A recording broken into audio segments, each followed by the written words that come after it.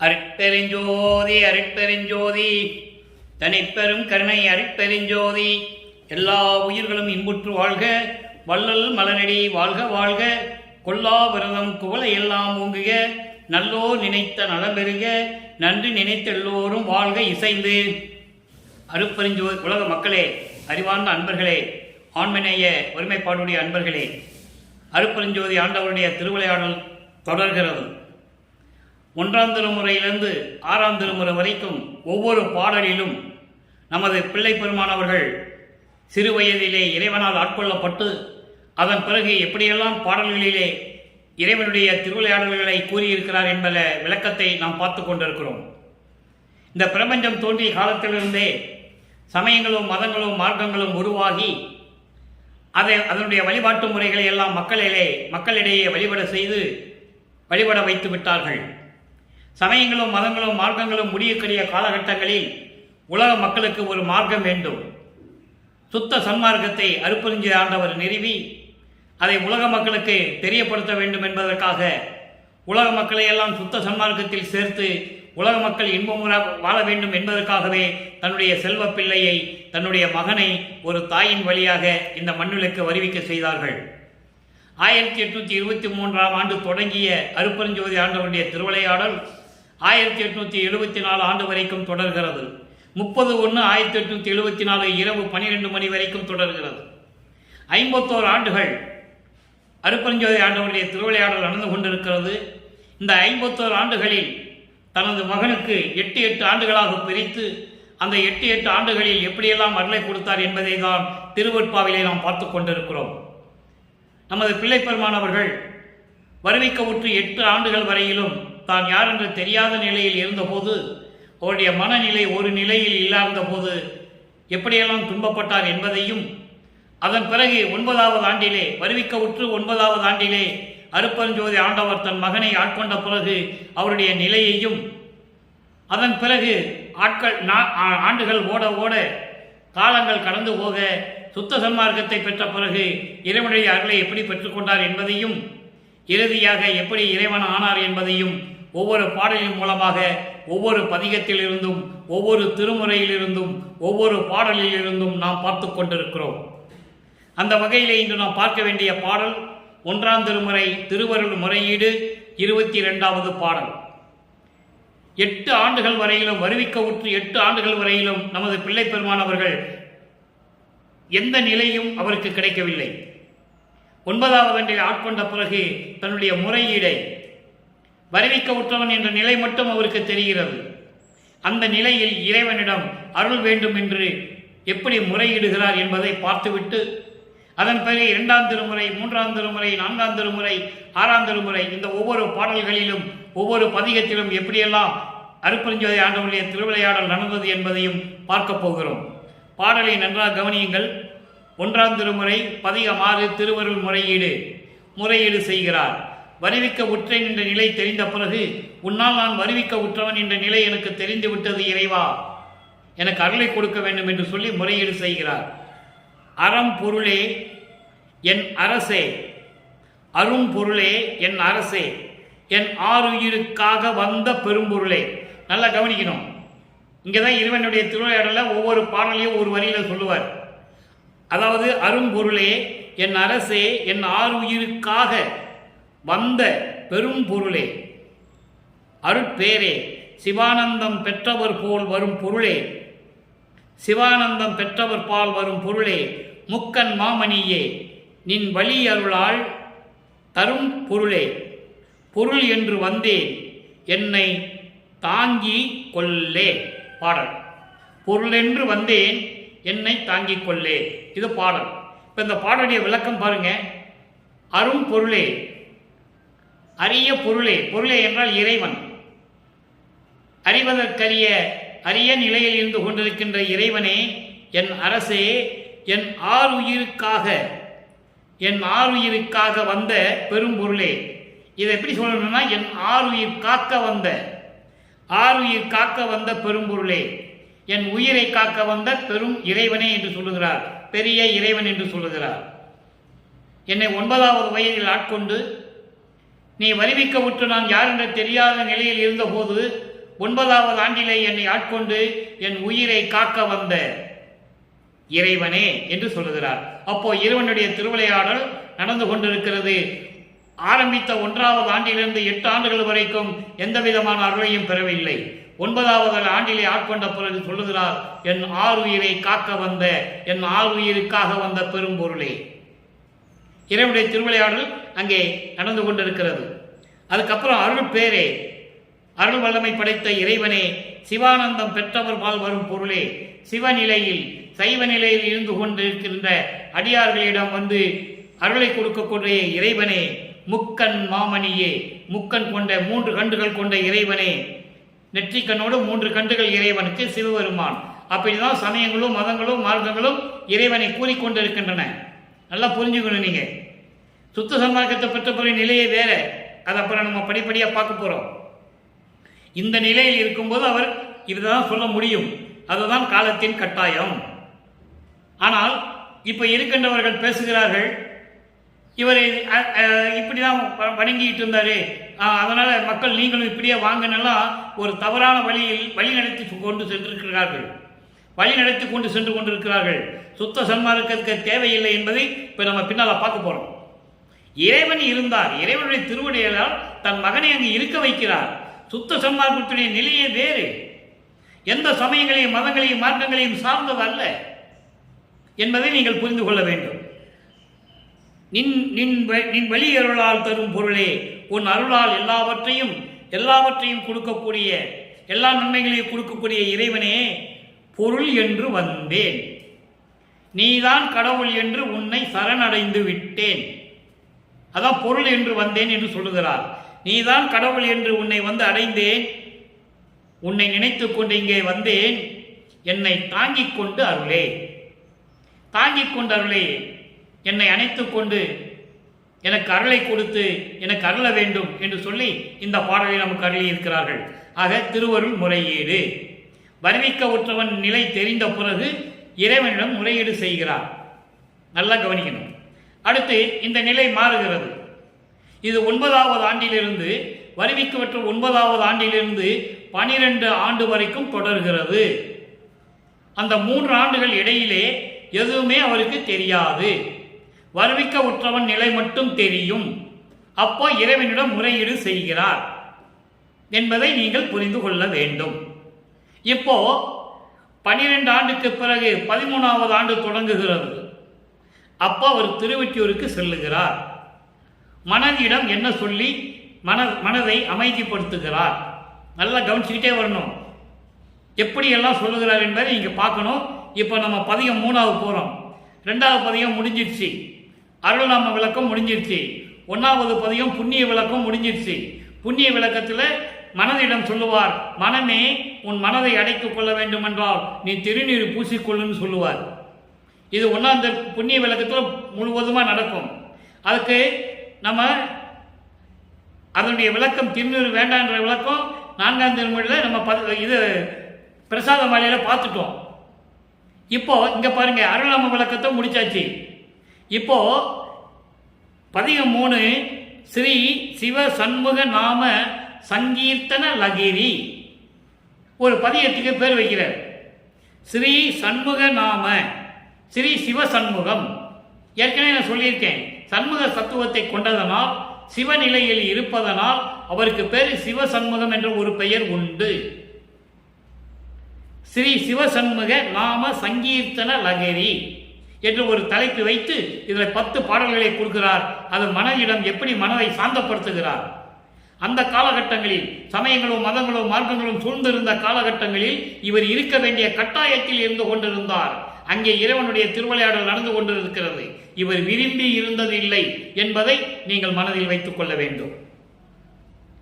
இறைவனுடைய திருவிளையாடல் மகன் அங்கே நிற்க வைக்கிறாரு. அப்புறம் பின்னால பொய்ன்னு சொல்லணும் இல்ல, இதெல்லாம் பொய், இவனுங்கெல்லாம் கடவுள் கிடையாதுன்னு சொல்லணும் இல்ல. அப்ப அந்த அதில் இருந்து அதை கொண்டு வராது. அதை நீங்க புரிஞ்சுக்கணும். இப்போ சிவசண்முக நாம சங்கீர்த்தன லகரி என்பது இறைவனுடைய பெயரை புகழோடு அருளோடு போற்றி சொல்லுவது. எப்படி சொல்றார் பாடலை பாருங்க. 1வது பாடல் உள்ளத்திடம் சொல்லுகிறார். ஏனென்றால் இவர் மனம் ஒரு நிலையில் இல்லை, அதனால் உள்ளத்திடம் சொல்லுகிறார். திருவொற்றியூருக்கு செல்லுகிறார். நல்லா நீங்கள் புரிஞ்சுக்கிட்டே வரணும். ஏன்னா இது தினமும் பார்க்கணும், பார்த்தாதான் உங்களுக்கு புரியும் இறைவனுடைய திருவிளையாடல் எப்படி நடக்குன்னு. 13வது ஆண்டில் வருவிக்க உற்ற 13வது ஆண்டில் திருவொற்றியூர் செல்லுகிறார். பழுது நேர்கின்ற வஞ்சகர் கடைவாய் பற்றி நின்றதில் பயன் எது கண்டாய்? உள்ளமே உள்ளத்திடம் சொல்லுகிறார், பழுது நேர்கின்ற வஞ்சகர் கடைவாய் பற்றி நின்றதில் பயன் எது கண்டாய்? பொழுது போகின்றது எழுதி என் நெஞ்சே. முதல்ல பாடலை கவனிக்க, அப்புறம் விளக்கம் சொல்றேன். பொழுது போகின்றது எழுதி என் நெஞ்சே, பொழில்கொள் ஒற்றியம் புரிதனக்கு ஏகி தொழுது சண்முக சிவசிவ என நம் தோன்றலார் தம்மை துதித்தவர் திருமுன் பழுது சொல்வதும் ஐயுறல் என் மேல் ஆணை கான் அவர் அருள் பெறலானே. இது பாடல். இப்ப அந்த பாடலுடைய விளக்கம் பாருங்க. பாடல் உங்களுக்கு கொஞ்சம் கடினமா தெரியும், ஆனால் விளக்கம் மிகவும் எளிது. இறைவன் கொடுத்த விளக்கம் இது. எந்த அகராதியில பார்த்தோ யார் சொல்லிய எழுதின விளக்கம் அல்ல. இறைவன் இந்த வள்ளலாருக்கு கொடுத்த, இந்த வள்ளலார் ஊழியனுக்கு கொடுத்த, இறைவன் வள்ளல் பெருமான் இந்த வள்ளலார் ஊழியனுக்கு கொடுத்த விளக்கம். நல்லா கவனிங்க. அதாவது குறைகளையே சொல்லுகின்ற, அதான் பழுது நேர்கின்ற என்று சொல்லுகிறார்.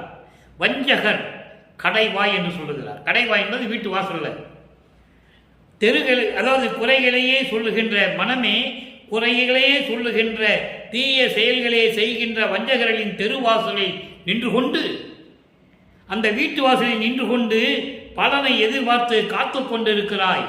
அதனால் உனக்கு என்ன பலன் கிடைக்கப் போகிறது? உள்ளத்திடம் சொல்லுகிறார்.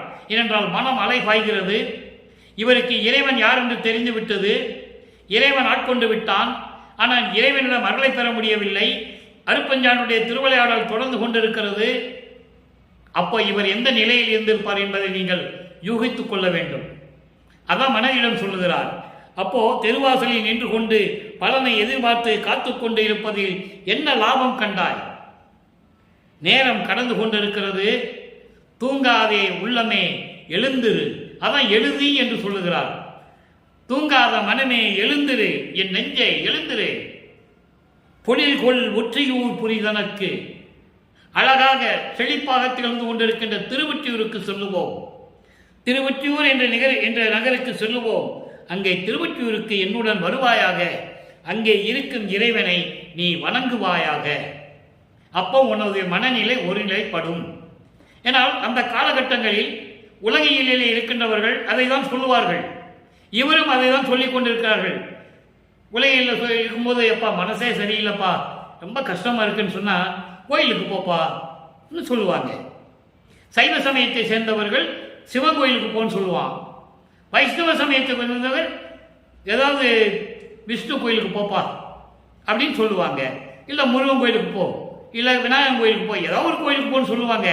அப்போ இவரும் அதை தான் சொல்ல வேண்டிய காலகட்டத்தில் இருக்கும்போது உள்ளத்திடம் சொல்லுகிறார், நீ திருவொற்றியூருக்கு என்னுடன் எழுந்து வா, பொழுது போகிறது, அங்கே போய் இறைவனை வணங்கலாம் என்று சொல்லுகிறார். அப்போ அவர் திருவொற்றியூரில் இருக்கிறார். நல்லா நீங்க புரிஞ்சுக்கணும். அப்போ அங்கே சண்முக சிவசிவா என்று நம்முடைய சுயமாக தோன்றிய இறைவனை வணங்கி கொண்டிருக்கிறார்கள். அவர்களுக்கு முன்னால போய் அவர்கள் இறைவனை நம்பிக்கையோடு வணங்கி கொண்டிருக்கிறார்கள். அவங்க முன்னால போய் குறை சொல்றது, அவங்க முன்னால போய் சந்தேகப்படும்படி ஏதாவது பேசுறது, இதெல்லாம் வேண்டாம். எப்படி சொல்றார் பாருங்க. அப்போ மனதிடம் சொல்லுகிறார், மனம் நீ போய் திருவொற்றியூருக்கு என்னுடன் வந்துடு. அங்கே சண்முகா சிவசிவா என்று சொல்லி வணங்கி கொண்டிருக்கிறார்கள். அவர்கள் முன்னால போய் நின்றுக்கிட்டு, அதான் இங்க சொல்றாரு, திருமுன் துதித்தவர் திருமுன். அப்படி வணங்கி கொண்டவர்களுக்கு முன்னால போய் நின்றுக்கிட்டு அதை குறை சொல்றது, அவங்க கிட்ட போய் சந்தேகப்படுற மாதிரி ஏதாவது பேசுறது, இதெல்லாம் வேண்டாம். இறைவனை முழுமையாக நம்ப வேண்டும். இது என் மேல் ஆணை, கான் என்று சொல்லுவார். என் மேல் ஆணை கான், என் மேல் ஆணை பார்த்துக்கோ, இறைவனுடைய அருளை பெற வேண்டும், அதற்கு நீ முயற்சி பண்ணு என்று சொல்லி உள்ளத்திடம் சொல்லுகிறார். நல்லா புரிஞ்சுக்கணும். இப்போ 2ஆம் திருமுறைக்கு திருவொற்றியூரில் போய் உள்ளத்திடம் சொல்லுகிறார். ஏனென்றால் அவர் மனம், அவருடைய உள்ளம் ஒரு நிலையில் இல்லாத போது உள்ளத்தை கட்டுப்படுத்துவதற்காக, சாந்தப்படுத்துவதற்காக, மனதை சாந்தப்படுத்துவதற்காக சமயங்களும் மதங்களும் மார்க்கங்களும் சூழ காலகட்டங்களில் இவரும் உலகியலில் இருந்தவர்கள் போல மனதிடம் சொல்லி திருவொற்றியூருக்கு செல்லுகிறார். 2ஆம் திருமுறை முடிந்து விட்டது. இப்போ 3ஆம் திருமுறை உருவாகிறது. 3ஆம் திருமுறை 3/24 3வது எட்டில் இருந்து கொண்டிருக்கிறார் நமது பிள்ளை பெருமான் அவர்கள். 3வது எட்டு என்பது இறைவன் ஆட்கொண்ட பிறகு, இறைவனை பார்த்த பிறகு, இறைவனுடைய அருளை கிடைக்கவில்லை என்று ஏங்குவது. காதலனை பார்க்க முடியாமல் எப்படி ஏங்குவாளோ, தலைவி தலைவனை பார்க்க முடியாமல் எப்படி ஏங்குவாளோ, அது போன்று பிள்ளை பெருமானவர்கள், நமது வல்லற்பமானவர்கள் ஏங்கிக் கொண்டிருக்கிறார். எப்படி என்பதை பார்க்க போகிறோம். நல்லா பார்த்துட்டே வரணும். நீங்க உலை ஒன் தணிகை தலம் உடையார், ஒற்றை உடையார். இப்ப மனதிடம் சொல்றதெல்லாம் விட்டுட்டார். இப்ப தோழியிடம் சொல்லுவது போல சொல்லுவார். தோழியும் உள்ளத்தை தோழியாக வர்ணனை செய்து சொல்லுவதுதான். ஆனால் இங்கு தோழி என்று சொல்லுவார். அதை நீங்கள் புரிந்து கொள்ள வேண்டும். ஒற்றை உடையார் எந்தனக்கு மலை ஒன்று அலர்பூ மாலையிட்டார். நான் ஏற்கனவே சொல்லியிருக்கிறேன். மாலையிட்டார் என்பது தன்னை ஒரு பெண்ணாக உருவகப்படுத்தியதனால் மாலையிட்டார் என்று சொல்லுகிறார். மாலையிட்டார் என்பது ஆட்கொண்டார். மறித்தும் வந்தார் அல்லரடி, பிழை ஒன்று அறியேன், பெண்கள் எல்லாம் பேசி நகைக்க பெற்றேன். இவரை பெண்ணாக சொன்னதனால் பெண்கள் எல்லாம் என்னை கேலி பேசிக் கொண்டிருக்கிறார்கள் என்று சொல்லுகிறார். குலை ஒன்றிய கண் மாதே என் குறையை எவருக்கு கூறுவேனே. இப்போ இவர் தலைவனை பார்க்க முடியாமல், காதலுடைய பார்க்க முடியாமல் தவித்துக் கொண்டிருப்பதை தோழியிடம் சொல்லுவது போல கூறியிருக்கிறார். ஒரு பெண் ஒரு ஆணை காதலித்தால் முதலிலே தோழியிடம் சொல்லுவார். அந்த நியதியை இங்கே கொண்டு வந்து அருளி இருக்கிறார்கள் வல்லற்பமானவர்கள். அதை மட்டும் நீங்க மனசில் வச்சுக்கங்க. விளக்கம் நான் தருகிறேன். அதாவது ஒலை ஒன் தணிகை தலம் என்பது ஒரு பக்கம் ஆசீர்வதிக்கக்கூடிய கையை உடையவர். அதாவது இப்படி கை கட்டுறது, இது ஆசீர்வாதம் செய்கிறது. அந்த நிலையில் இருக்கின்ற இறைவன் மக்களை பார்த்து ஆசீர்வாதம் செய்கின்ற அந்த கையை வைத்துக் கொண்டிருக்கின்ற இறைவன். ஒற்றி உடையார், ஒற்றியிலே திருவொற்றியிலே இருக்கின்ற இறைவன் எந்தனக்கு மலை ஒன்று அலர்பூ மாலையிட்டார். எனக்கு குளிர்ந்த அலர்பூ என்பது ஒரு பூ வகையை சார்ந்தது. அது தொட்டாதே சில்லுன்னு இருக்கும். அலர்ப்புன்னு ஒரு பூ இருக்கு. அது வழக்கத்தில் இல்லை, ஆனால் இலக்கியங்களிலும் அதெல்லாம் சொல்லியிருக்கு. அலர்ப்பு என்பது ஒரு குளிர்ந்த மலை போன்று, மழை பெஞ்சா எப்படி குளிர்ச்சியா இருக்கும், அது போன்று குளிர்ந்த பூ தொடுத்து எனக்கு மாலையிட்டார். அப்படி என்ன சொல்றாருன்னா, எனது உள்ளம் மகிழ என்னை ஆட்கொண்டார் அர்த்தம். நல்லா புரிஞ்சுக்கணும் நீங்க. எந்தனக்கு மலை ஒன்று அலர்ப்பு மாலையிட்டார் என்பது உலக மக்களே, இப்படி திருவொற்றியூரில் இருக்கின்ற இறைவன் என் மனம் குளிர, என் மனம் சந்தோஷப்படும்படி என்னை ஆட்கொண்டார். 9வது வயதிலே ஆட்கொண்டார். நல்லா கவனிக்கணும். 9வது வயது என்பது வல்லற்பமானுக்கு வயது இல்லை. அவர் ஒவ்வொரு யுகத்திலையும் இருந்தவர். அவர் வருவிக்க உற்ற ஆண்டிலிருந்து சொல்லுகிறார். நான் வருவிக்க உற்ற 9வது ஆண்டில் இறைவன் வந்து என் உள்ளம் குளிர நான் மகிழும்படி என்னை ஆட்கொண்டார். இதான் விளக்கம். ஆட்கொண்ட பிறகு மறித்தும் வந்தார் அல்லரடி, திரும்பி என்னை வந்து பார்க்கவில்லை. தோழியிடம் சொல்லுவதோ சொல்றார். நம்ம அதான் பொருள். திருப்பும் என்னை வந்து பார்க்கவில்லை. எப்படி சொல்ற பாருங்க. 9வது ஆண்டில் என் மனம் குளிர நான் சந்தோஷம்படி என்னை ஆட்கொண்ட இறைவன் அதன் பிறகு என்னை பார்க்க வரவில்லை. உலக மக்களுக்கு தெரிவிக்கிறார், என்னை பார்க்க வரவில்லை. நான் எந்த குற்றமும் செய்யவில்லை, பிழை ஒன்று அறியே, நான் எந்த குற்றமும் செய்யவில்லை. இப்படி ஊர் பெண், அதாவது அங்கே பெண்ணைக்காக சொன்னதால் பெண்கள் என்று சொல்லுகிறார். ஊரில் இருக்கின்றவர்கள் எல்லாம், மக்கள் எல்லாம் என்னை பார்த்து கேலி செய்து கிண்டல் செய்கிறார்கள். இவன் என்ன இப்படி இருக்கிறான், தெருவா அலைஞ்சிட்டு இருக்கான், தெருவா ஓடிக்கிட்டு இருக்கான், பைத்தியம் பிடிச்ச மாதிரி அலைஞ்சிட்டு இருக்கானே, உடம்பெல்லாம் திண்ணீர் பூசி விட்டு, கொண்டை போட்டுக்கிட்டு, கடுக்கான் போட்டுக்கிட்டு இப்படியெல்லாம் திரிஞ்சிட்டு இருக்கிறான்னு சொல்லி என்னை கேலி பேசுகிறார்கள், கிண்டல் பேசுகிறார்கள். நான் என்ன செய்வேன்? நான் என்ன செய்வேன்? அழகான கண்ணுடைய என்னுடைய தோழியே, உள்ளத்திடம் சொல்லுகிறார், உள்ளத்தை சொல்லுகிறார், அழகான உள்ளமே, நான் இந்த குறையை நான் யாரிடம் போய் சொல்லுவேன் என்று சொல்லுகிறார். இதற்கு ஒரு விளக்கம் இருக்கிறது. எப்படி இவ்வளவு, அதாவது ரொம்பவும் கஷ்டப்பட்டு மன துயரப்பட்டு சொல்லுகிறார். ஒரு தாய் மகள் ஒரு ஆணை காதலிக்கார். உலகியலிலே நடப்பது போல ஒரு பாடலிலே சொல்லுவார். ஒரு தன்னுடைய மகள் ஒரு காதலனை, ஒரு ஆணை காதலிக்கிறார். அப்போ தாய் மகளிடம் கேட்கிறாள், நீ யாராவது காதலிக்கிறாயா, நான் கேள்விப்பட்டனே என்று கேட்கிறாள். அப்போ ஆமாம் என்று சொல்லுகிறாள்.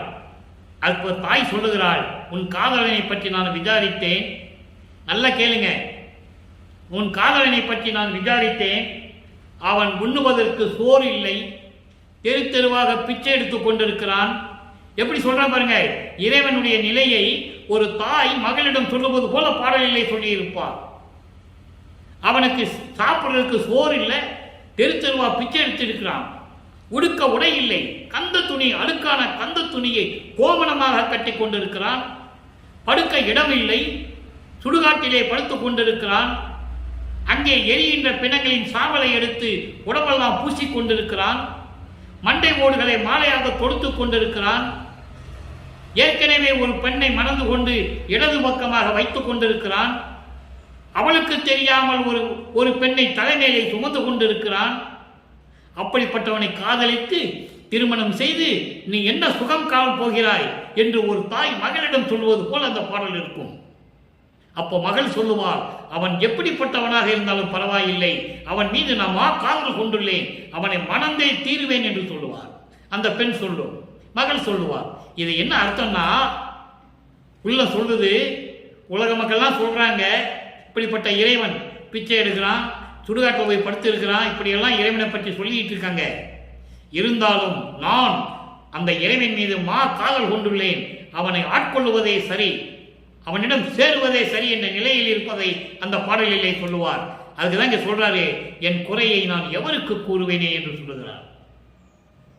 அடுத்த நிலை பாருங்க, அடுத்த நிலை பாருங்க. இந்த நிலைகள் எல்லாம் மாறுகிறது. 24 ஆண்டுகள் வரைக்கும் வள்ளற்பவன் பட்ட துன்பங்கள், இறைவனுடைய அருட்பெருஞ்சாண்டுடைய திருவிளையாடல் எப்படியெல்லாம் நடந்தது என்பதையும் 3ஆம் திருமுறை இந்த பாடலின் மூலமாக பார்த்து விட்டோம். தினமும் ஒரு பாடல் மூலமாக பார்த்துருக்கிறோம்.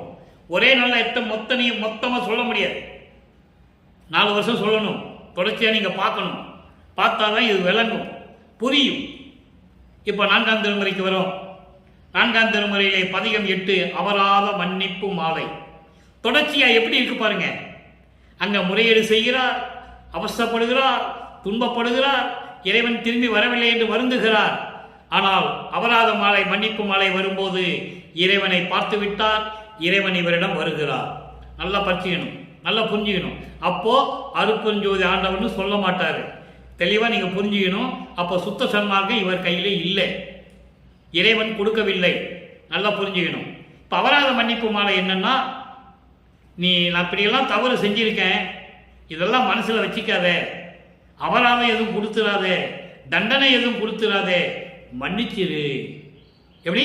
தண்டனை எதுவும் கொடுத்தாத, மன்னிச்சிரு. அதான் அபராத மன்னிப்பு மாலை 2வது பாடல். நல்லா கவனிங்க. நிலை நாடி அறியாதே நீ நருள் ஊடி நீர்மயல் புகன்றேன். நீர்மையல் என்பது நீர்மை அயல் என்று படிக்க வேண்டும். நீர்மையல் என்பது நீர்மை பிளஸ் அயல் அப்படின்னு படிக்கணும். நீர்மையல் புகன்றேன் நன்னறி ஒழுகா கடையேன் புலைநாயேன் புகன்ற பிழை பொறுத்து அருளல் வேண்டும். எப்படி நிலை மாறுது? இறைவனுடைய திருவிளையாடல் எப்படி நடக்குது? நல்லா கவனிச்சுட்டே வரணும். அருள் பொருள் வேண்டும். பூதகணம் சூழ நடமுறுகின்ற புனிதா. இங்கே பூதகணம் சூழன்னு சொல்லுவார்.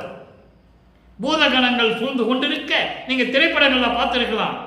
பூதகணங்கள்லாம் நடனம் ஆடும், சிவலோகத்தில் சிவபெருமான் உட்கார்ந்து இருப்பாரு. நீங்க திருவிளையாடல் கூட பார்க்கலாம், ஏபி நாகராஜன் படத்துலலாம் பார்க்கலாம். அப்படிதான் எடுத்திருப்பாங்க, புராணங்கள்ல அப்படிதான் இருக்கு.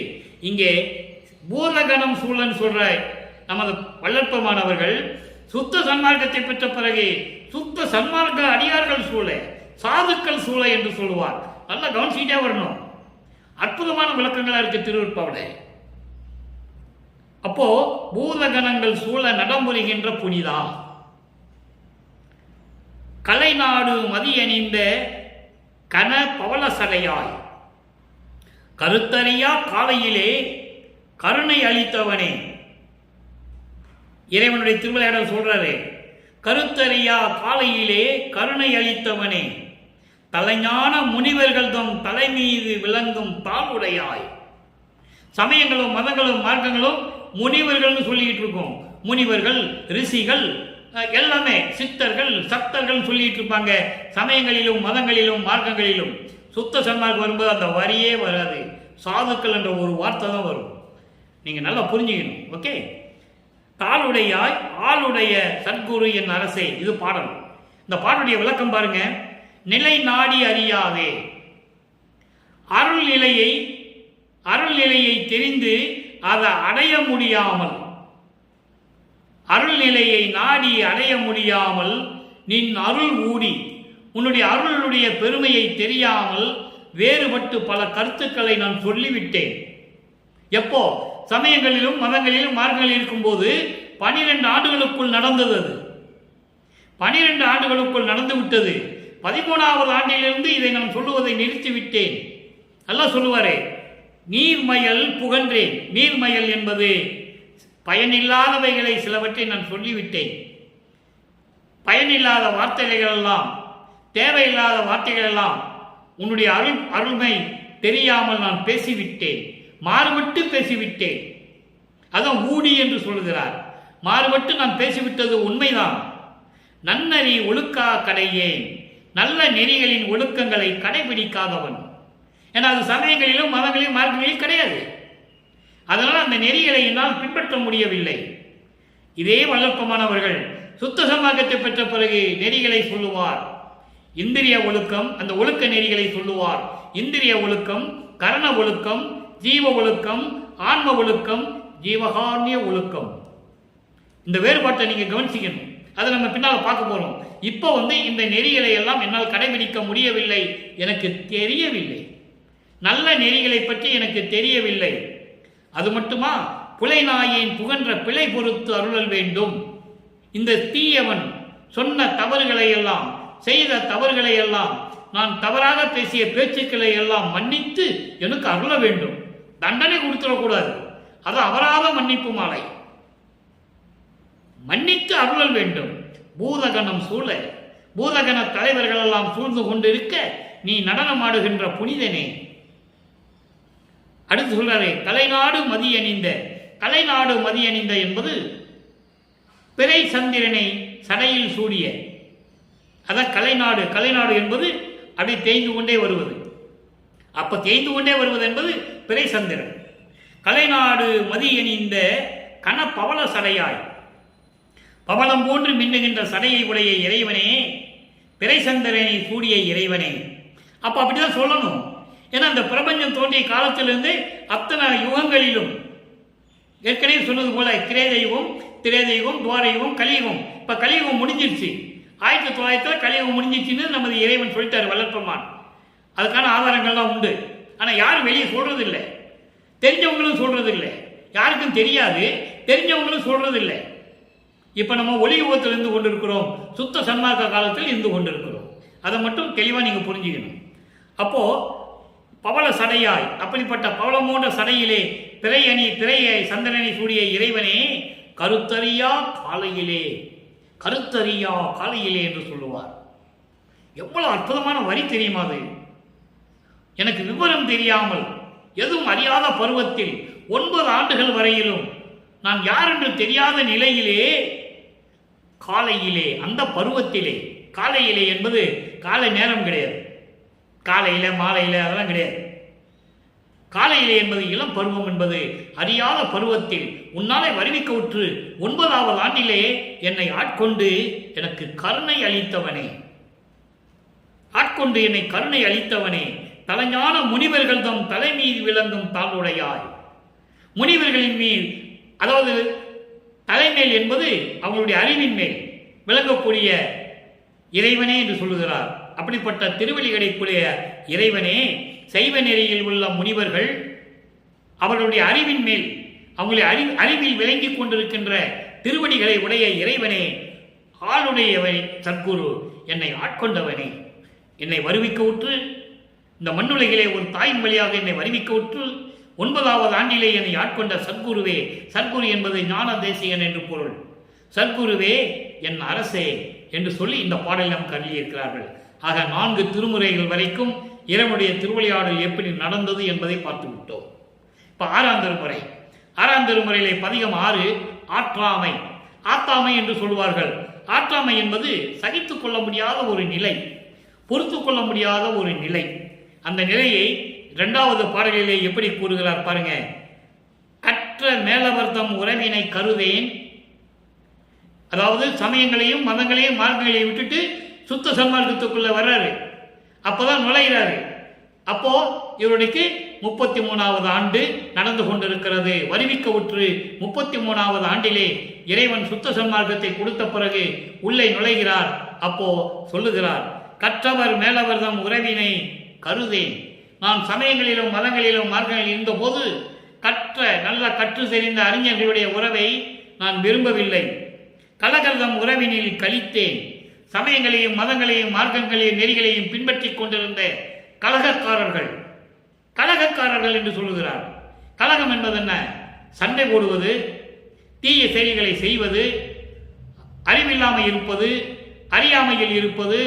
இப்படி இவருடைய உறவிகளினால் மகிழ்ந்து கொண்டிருந்தேன், அவர்களோடு சேர்ந்துக்கிட்டு இருந்தேன்னு சொல்றாரு. அப்படின்னா என்ன அர்த்தம்? அதை நான் பின்பற்றில் இருந்தேன், நானும் பின்பற்றி கொண்டு இருந்தேன் என்று சொல்லுகிறார். நல்லா புரிஞ்சுக்கிட்டே வரணும் நீங்க. அதுக்கு அடுத்து சொல்றாரு, உற்ற மேதகவோர் உவட்டுரை இருந்தேன். உற்ற மேதகவோர் மேன்மையானவர்கள் வெறுக்கும்படி நடந்து கொண்டிருந்தேன்.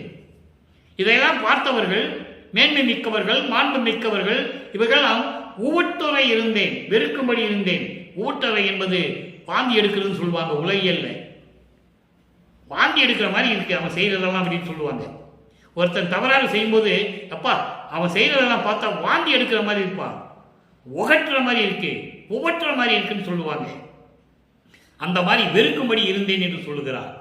அடுத்து சொல்லுகிறார், உலகியல் போகமே விளைந்தேன். உலகியல் துன்பத்தை, இன்பத்தை, உலகியலிலே இன்பம் சிற்றின்பம், சிற்றின்பத்தையே நான் விரும்பி கொண்டிருந்தேன். ஏனென்றால் நான் அந்த நிலையில நான் அப்போ இருந்து கொண்டிருந்தேன். அதுக்கப்புறம் சொல்றார் பாருங்க, செற்றமே விளையும் சிறுநெறி பிடித்தேன். செற்றமே விளையும் சிறுநெறி. செற்றன் என்ன? சினம், செருக்கு, ஆணவம், தீய குணங்கள் இவெல்லாம் வைத்துக் கொண்டிருந்த சிறு நெறிகளை பிடித்துக் கொண்டிருந்தேன். சிறுநெறி என்பது சமயங்கள், மதங்கள், மார்க்கங்களில் சொல்லப்பட்ட நெறிகள், அதெல்லாம் சிறுநெறி என்று சொல்லுகிறார். பெருநெறி என்றால் சுத்த சன்மார்க்கம். அது பின்னால் நம்ம பார்க்க போறோம். இப்படி சிறுநெறிகளை பிடித்துக் கொண்டு திரிந்தேன். தெய்வம் ஒன்று என்னும் அறிவறியேன். யார் தெய்வம்னே எனக்கு தெரியல, யார் கடவுள்னே எனக்கு தெரியாதுன்னு சொல்லுவாரு. பின்னால் சொல்லுவாரு, நடராஜன், சிவபெருமான, இந்த சைவ சமய தலைவர்கள் எல்லாம் கருத்தர்கள், தத்துவத்தினுடைய தலைவர்கள் என்று சொல்லுவார். அது பாடல்ல இருக்கே, யாரும் மறுக்க முடியாது. அவ்வளவு தெளிவான விளக்கங்களை திருவருட்பாவிலே நமக்கு அருளி இருக்கிறார்கள் நமது இறைவன் வல்லப்பமானவர்கள் என்பதை நான் பதிவு செய்ய கடமைப்பட்டிருக்கிறேன். அதான் சொல்றாரு, தெய்வம் ஒன்று என்னும் அறிவறியேன். ஒரே கடவுள் என்ற நிலை கூட எனக்கு தெரியாதப்போ சமயங்களிலும் மதங்களிலும் மார்க்கங்களில் ஏகப்பட்ட கோடிக்கணக்கான பெயர்களை வைத்துக் கொண்டிருக்கிறார்கள். சைவ சமயத்தை சேர்ந்தவர்கள் ஒரு இறைவன் ஒருவன் என்று சொல்லவே இல்லை, பல பெயர்களில் அழைத்துக் கொண்டிருக்கிறார்கள். யாரை பற்றி பேசுவது, யாரை பெயரை சொல்லுவது கூட என்று கூட எனக்கு தெரியாமல் இருந்து கொண்டிருந்தேன். தெய்வம் ஒன்று என்ற நிலை கூட எனக்கு அப்ப தெரியாது. அதே விளப்பமானவர்கள் சுத்த சன்மார்க்கத்தை பெற்ற பிறகு ஒரே இறைவன், சுத்த சன்மார்க்க தலைவன், அருட்பெருஞ்சோதி ஆண்டவர் என்று சொல்லுவார். அதை நம்ம பின்னால பார்க்க போறோம். அப்ப அப்படியெல்லாம் நான் இருந்தேன், குற்றமே உடையன். இப்படி குற்றங்களை எல்லாம் செய்து கொண்டிருந்தேன். அம்பலக்கூத்தன் குறிப்பெனுக்கு என் கடவேனே. அம்பலத்திலே அருள்நடனம் செய்து கொண்டிருக்கின்ற, திருச்சிற்றம்பலத்திலே அருள்நடனம் செய்து கொண்டிருக்கின்ற இறைவன், உனக்கு உன்னுடைய எண்ணம் என்னை பற்றி என்ன நினைத்துக் கொண்டிருக்கிறது? இல்லை, உன்னை அடைவதற்கு நான் என்ன செய்ய வேண்டும் என்று கேட்கிறார். அடுத்து பாருங்க, பதிகம் 7. நான் ஏன் பிறந்தேன்னு கேட்பார். இறைவனிடம் சொல்கிறார் அப்பனிடம், எல்லாவற்றையும் உன் அருளால் தனித்துவமாக கொண்டு வந்தாய். இந்த பிரபஞ்சத்தை எத்தனையோ பேர் தனித்துவமாக நீ கொண்டு வந்தாய். என்னை மட்டும் ஏன் துர்நாற்றம் பிடிக்கின்ற அந்த கருவறையிலே நிற்க வைத்து ஒரு தாயின் வழியாக கொண்டு வந்தாய் என்று கேட்பார். பாடலிலே இருக்கிறது, நம்ம பார்க்க போறோம். அப்போ அந்த நிலையை நீங்க புரிஞ்சுக்கணும். இறைவனுடைய திருவருளால் அருட்பெருஞ்சோதி ஆண்டவரால் வருவிக்க விட்டவன் என்ற நிலையை இங்க சொல்றார் இந்த பாட்டுல. நல்லா கவனிங்க.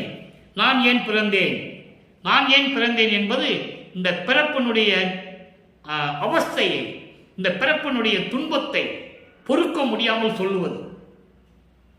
இந்த பிறப்புன்ற ஒரு துன்பத்தை பொறுக்க முடியாமல் சொல்லுவது. நல்ல கவனிங்க.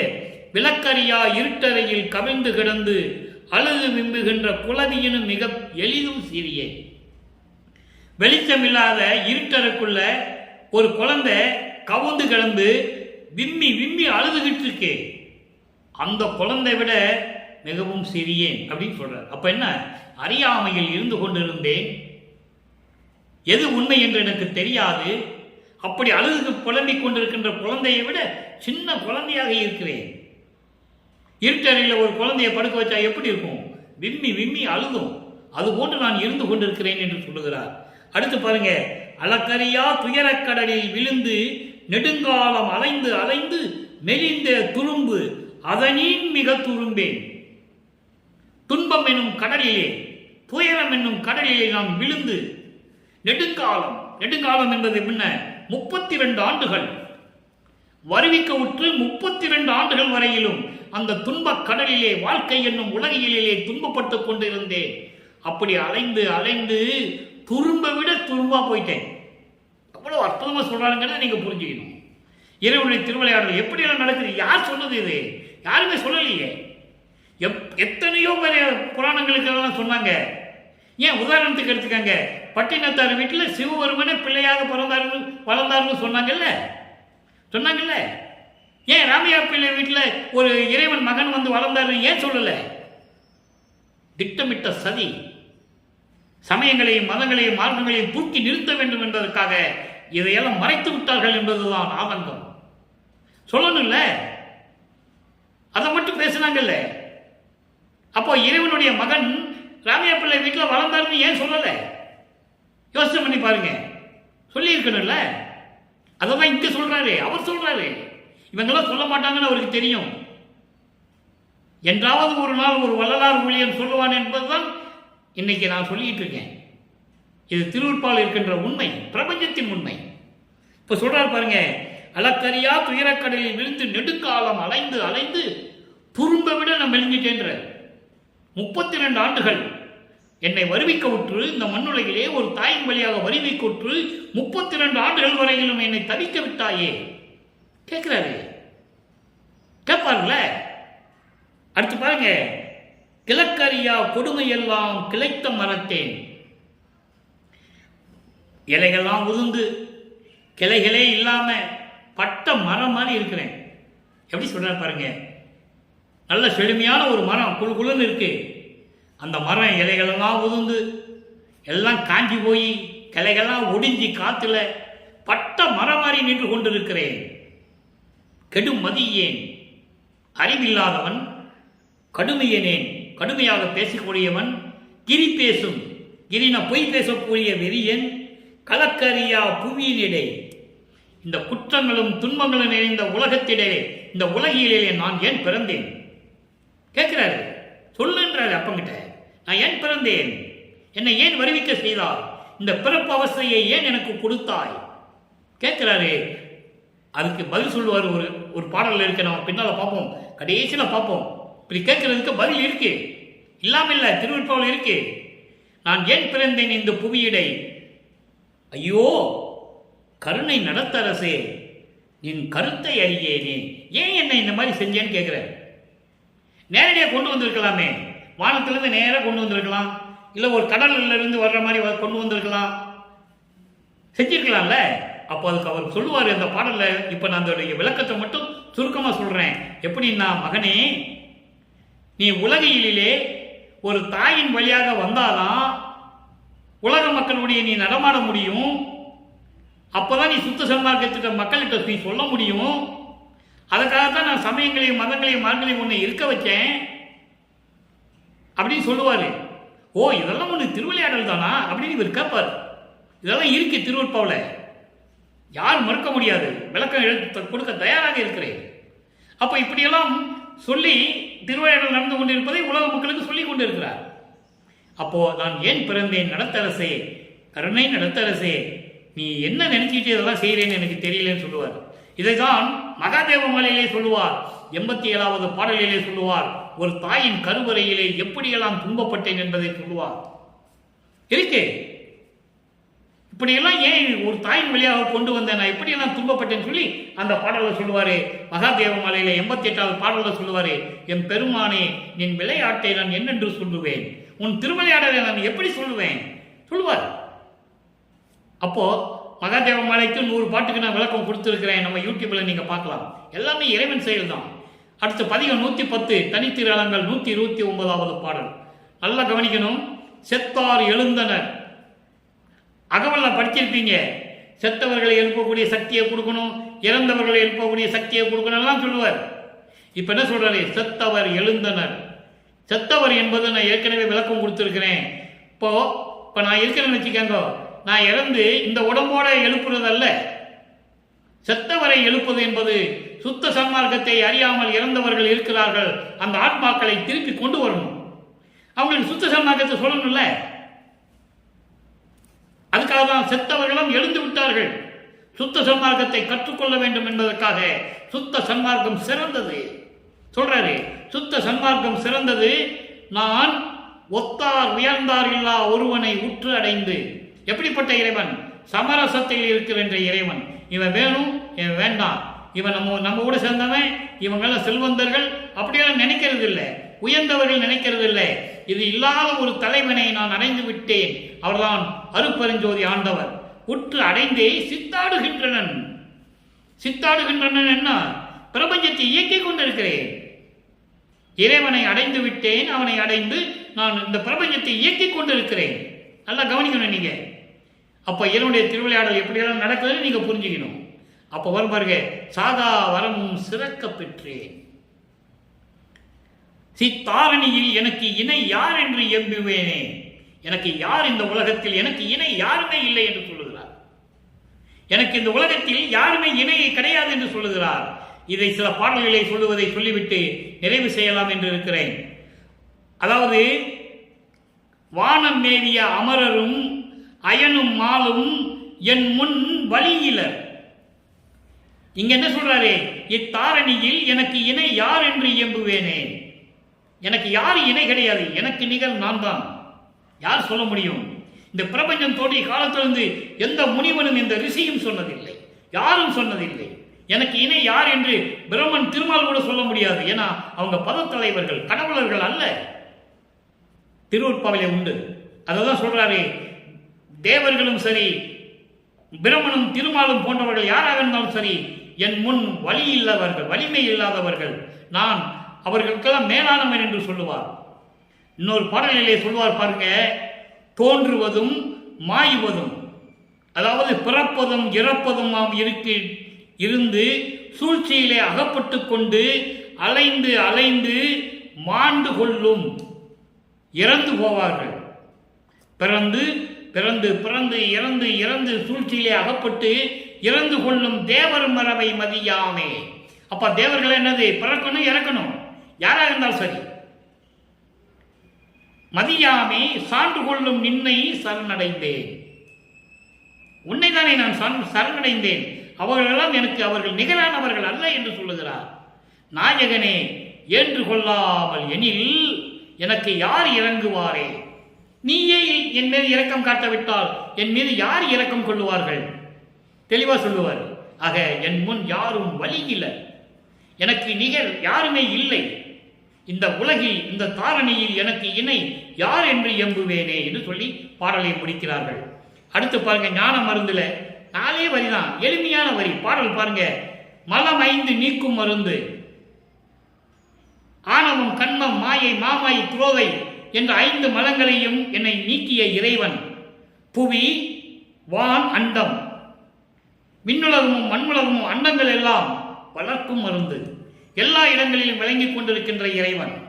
அடுத்து சொல்வார் பாருங்க, நலமிக்க அருளும் மருந்து, எனக்கு எல்லா அருளையும் கொடுத்து இருக்க வேண்டும் மருந்து தானே நானாகி. எப்படி சொல்றாரு இறைவனுடைய திருவிளையாடல் எப்படி நடக்குது? நானே தானே நானாகி, அருட்பெருஞ்சோதி ஆண்டவர் நானாகி, நான் தானாகி, இறைவனாகி நாட்டும் மருந்து. சுத்த சிவராஜ்யத்திலே நாங்கள் அரசாட்சி செய்து கொண்டிருக்கிறோம், தந்தையும் மகனும் அரசாட்சி செய்து கொண்டிருக்கிறோம், ஒன்றாக இணைந்து விட்டோம் என்று சொல்லுகிறார்.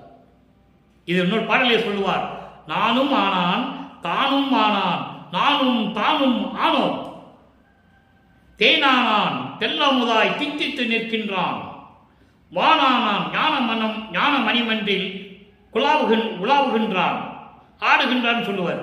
ஞான மணிமன்றில் ஆடுகிறான், கோனானான் என்னுள் குலாவுகின்ற கோமானே என்று சொல்லுவார். ஆக இறைவனும் நானும் ஒன்றாகிவிட்டோம் என்று சொல்லி இன்றைய நிகழ்வை பதிவை நாம் நிறைவு செய்கிறோம். எனவே இறைவனுடைய திருவிளையாடல் தொடர்கிறது. 4 ஆண்டுகளுக்கு தொடரும். நீங்கள் தொடர்ந்து கேட்க வேண்டும்.